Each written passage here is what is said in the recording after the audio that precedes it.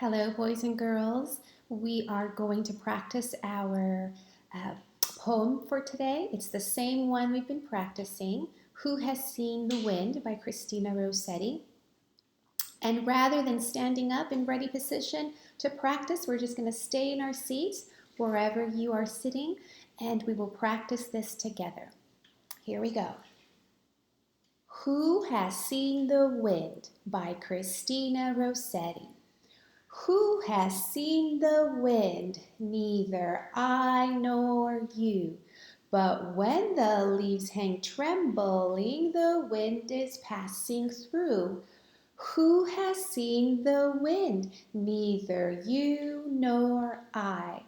But when the trees bow down their heads, the wind is passing by. Very, very good. What if we try to do it one more time? And this time when we recite it, let's do it a little bit faster. Can you do that? I think you can. Here we go. Not too fast, always with lovely voices, but let's do it a little bit faster. Who Has Seen the Wind by Christina Rossetti. Who has seen the wind? Neither I nor you. But when the leaves hang trembling, the wind is passing through. Who has seen the wind? Neither you nor I. But when the trees bow down their heads, the wind is passing by.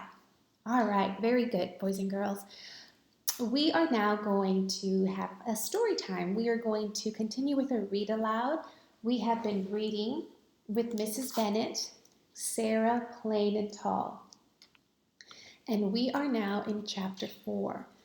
Chapter 3 was an exciting chapter because we got to meet Sarah.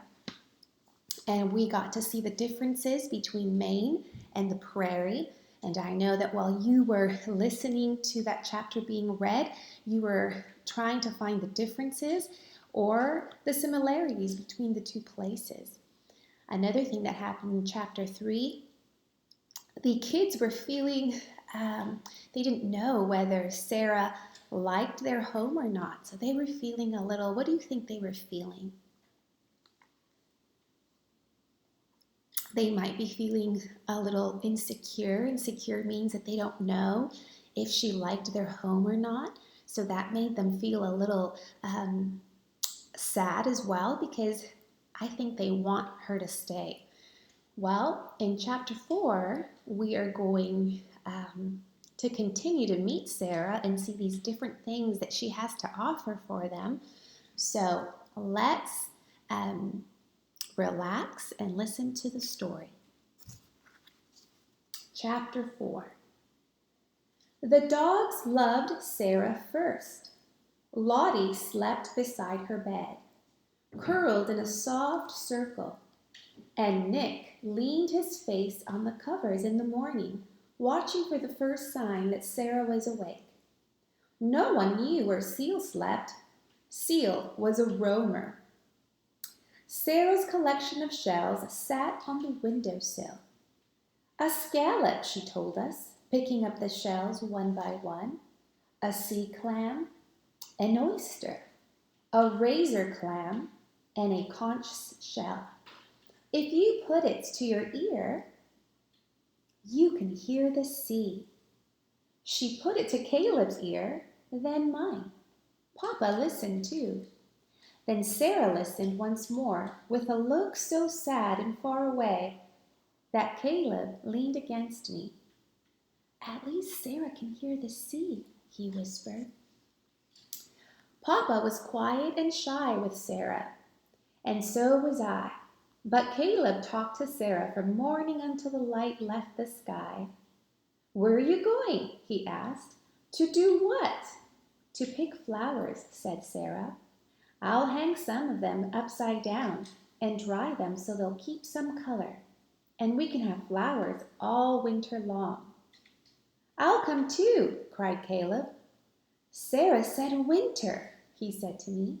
That means that she will stay. Together we picked flowers, paintbrush and clover and prairie violets. There were buds on the wild roses that climbed up the paddock fence. The roses will bloom in early summer, I told Sarah. I looked to see if she knew what I was thinking. Summer was when the wedding would be, or might be. Sarah and Papa's wedding. We hung the flowers from the ceiling in little bunches. I've never seen these before, said Sarah. What is it called? Bride's bonnet, I told her. Caleb smiled at the name. We don't have this by the sea, she said. We have seaside goldenrod and wild asters and woolly ragwort. Woolly ragwort? Caleb whooped. He made up a song. Woolly ragwort all around, woolly ragwort on the ground, woolly ragwort grows and grows, woolly ragwort in your nose. Sarah and Papa laughed, and the dogs lifted their heads and thumped their tails against the wood floor. Seal sat on a kitchen chair and watched us with yellow eyes. We ate Sarah's stew, the late night coming through the windows. Papa had baked bread that was still warm from the fire. The stew is fine, said Papa. Eya, Sarah nodded. The bread, too. What does eya mean? Asked Caleb. In Maine, it means yes, said Sarah. Do you want more stew? Eya, said Caleb. Eya, echoed my father. After dinner, Sarah told us about William. He has a gray and white boat named Kittiwake. She looked out the window. That is a small gull found way off the shore where William fishes. There are 3 aunts who live near us. They wear silk dresses and no shoes. Oh, you would love them. Eya, said Caleb. Does your brother look like you? I asked. Yes, said Sarah. He is plain and tall. At dusk, Sarah cut Caleb's hair on the front steps, gathering his curls and scattering them on the fence and ground. Seal batted some hair around the porch as the dogs watched. Why? Asked Caleb. For the birds, said Sarah. They will use it for their nests. Later we can look for nests of curls. Sarah said later, Caleb whispered to me as we spread his hair about. Sarah will stay. Sarah cut Papa's hair too. No one else saw. But I found him behind the barn, tossing the pieces of hair into the wind for the birds. Sarah brushed my hair and tied it up in the back with a rose velvet ribbon she had brought from Maine. She brushed hers long and free and tied it back too. And we stood side by side, looking into the mirror. I looked taller, like Sarah, and fair and thin, and with my hair pulled back, I looked a little like her daughter, like Sarah's daughter. And then it was time for singing.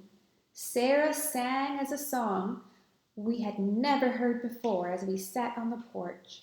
Insects buzzing in the dark, the rustle of cows in the grasses. It was called Summer is a-comin' in, and she taught it to us all, even Papa, who sang as if he had never stopped singing. Summer is a-coomin' in, Luda sing, cuckoo. What is Sumer? Asked Caleb. He said it, Sumer, the way Sarah had said it. Summer, said Papa and Sarah at the same time. Caleb and I looked at each other. Summer was coming. Tomorrow, said Sarah, I want to see the sheep. You know, I've never touched one. Never? Caleb sat up. Never, said Sarah. She smiled and leaned back in her chair. But I've touched the seals, real seals. They are cool and slippery, and they slide through the water like fish. They can cry and sing, and sometimes they bark, a little like dogs. Sarah barked like a seal, and Lottie and Nick came running from the barn to jump up on Sarah and lick her face and make her laugh. Sarah stroked them and scratched their ears and it was quiet again. I wish I could touch a seal right now, said Caleb, his voice soft in the night. So do I, said Sarah with a sigh. Then she began to sing the summer song again. Far off in a field, a meadow lark sang too. So that is for chapter 4. How do you think, or what do you think Caleb and Sarah, would they like? Caleb and his sister, what do you think that they would like Sarah to do? Do you think they want Sarah to stay, or do you think they want her to leave? And what do you think about Sarah? Do you think that how she is feeling? She is a long ways from home. How does that make her feel? So think about those things, and tomorrow you'll get to find out a little bit more about the story. All right, boys and girls, until next time.